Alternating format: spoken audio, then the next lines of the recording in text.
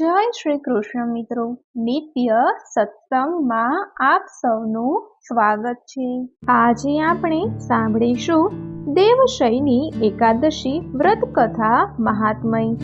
જો આ વિડીયો તમને પસંદ પડે તો લાઈક અને શેર કરી ચેનલને સબસ્ક્રાઇબ જરૂરથી કરજો।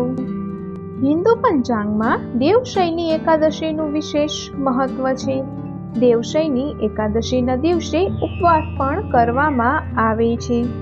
દેવશયની એકાદશીને દેવપોઢી એકાદશી પણ કહેવાય છે। અષાઢ સુદ 11 થી 4 મહિના ભગવાન વિષ્ણુ સાગરમાં શયન કરે છે। દેવશયની એકાદશીને દેવપોઢી કે પદ્મા એકાદશીના નામે પણ ઓળખવામાં આવે છે। બીજા એટલે કે બારસના દિવસે વિષ્ણુ શયનોત્સવ પણ મનાવવામાં આવે છે। દેવશયની એકાદશીના દિવસે ભગવાન વિષ્ણુની ખાસ કરીને કમળથી પૂજા અવશ્ય કરવી જોઈએ। આ ઉપરાંત ચાતુર્માસ દરમિયાન અમુક નિયમોનું પાલન પણ અવશ્ય કરવું જોઈએ। તો હવે આપણે સાંભળીએ દેવપોઢી એકાદશીની કથા। યુધિષ્ઠિરે કહ્યું, હે કેશવ, હું પદ્મા એકાદશી અથવા દેવશયની એકાદશીની વ્રત વિધિ જાણવા ઉત્સુક છું, તો આપ મને વ્રત વિધિ કહી સંભળાવો। ભગવાન શ્રી કૃષ્ણએ કહ્યું, હે રાજન, બ્રહ્માજીએ આ અનુપમ કથા નારદજીને કહી હતી, તે હું કહી સંભળાવું છું। સૂર્યવંશમાં માંધાતા નામે એક સત્યનિષ્ઠ રાજા થઈ ગયા। આ રાજા ગૌબ્રાહ્મણ પ્રતિપાલ હતા। તેના રાજ્યમાં પ્રજા સર્વ પ્રકારે સુખી હતી। પૂર્વના કોઈ પાપને લીધે રાજ્યમાં સતત 3 વર્ષ સુધી દારૂણ દુકાળ પડ્યો। લોકોને ભૂખે મરવાનો વારો આવ્યો। સ્ત્રીઓ કરુણ રુદન કરવા લાગી। બાળકોને ભૂખ્યા નિહાળી મા બાપનું હૃદય દ્રવી ઉઠતું। કેટલાક લોકો શ્રદ્ધા દેવીના ખપ્પરમાં હોમાઈ ગયા। અનાજના એક એક દાણા માટે લોકો વલખા મારતા હતા। અનાજના સાસા પડવા માંડ્યા। રાજાએ વિચાર્યું કે અન્ન બ્રહ્મ છે, સમગ્ર વિશ્વનો આધાર અન્ન પર છે। અન્નપૂર્ણા દેવી જરૂર રૂઠ્યા હોય એવું લાગે છે। તેમાં જરૂર મારો કંઈક દોષ હોવો જોઈએ। આખરે મહર્ષિ અંગિરસના આદેશથી માંધાતાએ અષાઢ સુદ 11 દેવશયની એકાદશીનું વ્રત કર્યું। મુનિએ કહ્યું કે, હે રાજન, આ એકાદશી મનોવાંછિત ફળ આપનારી અને ત્રિવિધ તાપને હરનારી છે।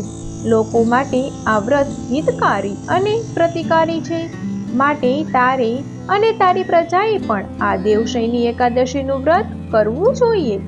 માંધાતાએ પ્રજાના સહકારથી આ એકાદશીનું વ્રત કર્યું।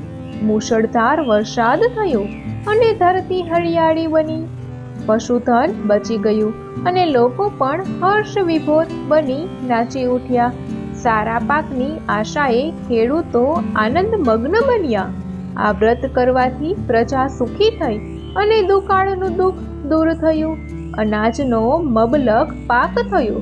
માટે ભક્તિ અને મુક્તિ આપનારું આ વ્રત સૌએ કરવું જોઈએ। આ વ્રત કરવાથી ભગવાન વિષ્ણુ પ્રસન્ન થાય છે। અષાઢ સુદ 11 એ શયની એકાદશી કહેવાય છે। આ પરમ પવિત્ર દિવસે વિષ્ણુ શયન વ્રત અને ચાતુર્માસ વ્રતના પ્રારંભનો નિયમ લેવામાં આવે છે। મોક્ષની આકાંક્ષા રાખનારા મનુષ્યોએ આ દિવસે શયન વ્રત તથા ચાતુર્માસ વ્રતનો પ્રારંભ કરવો જોઈએ। દેવશયની એકાદશીને દેવપોઢી એકાદશી પણ કહે છે।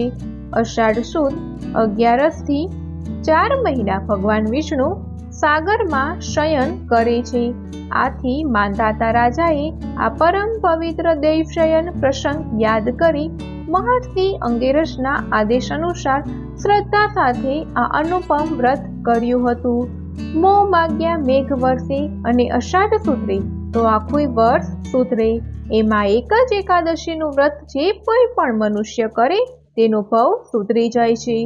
આ વ્રત કરવાથી પરિણામ એ આવ્યું કે મીઠા મેઘ વરસ્યા અને અનાજના અંબાર થતા રાજા અને પ્રજામાં આનંદ છવાઈ ગયો। તો મિત્રો, આ હતી દેવશયની એકાદશીની કથા. જો આ માહિતી તમને પસંદ પડી હોય તો વિડીયોને લાઈક અને શેર કરી ચેનલને સબસ્ક્રાઈબ જરૂરથી કરજો. જય શ્રી કૃષ્ણ.